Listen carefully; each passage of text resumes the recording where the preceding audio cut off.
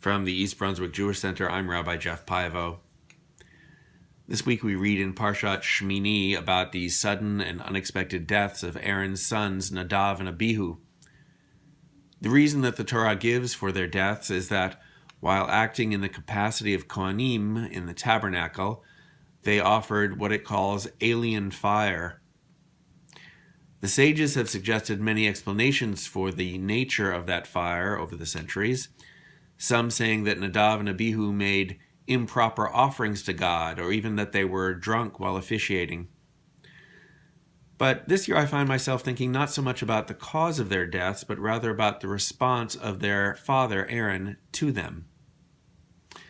After the death of Nadav and Abihu, Moses speaks harshly to his brother Aaron, and the text notes Aaron's silence rather than any verbal response.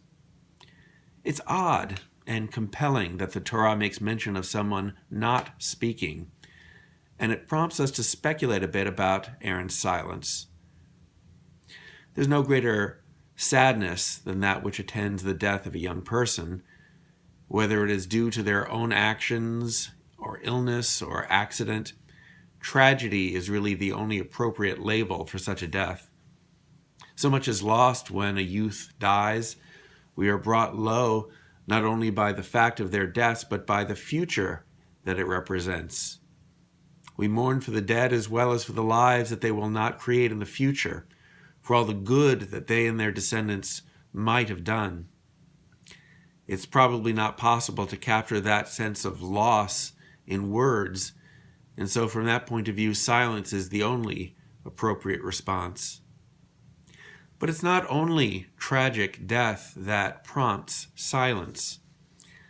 At a time when so many words are being said about subjects unworthy of our attention, when language is used less to communicate than to assault, silence might be a virtue worth cultivating.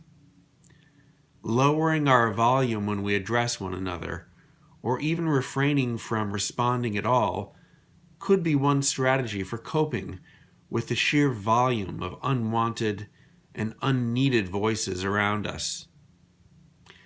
It has been said that a conspiracy of silence speaks louder than words.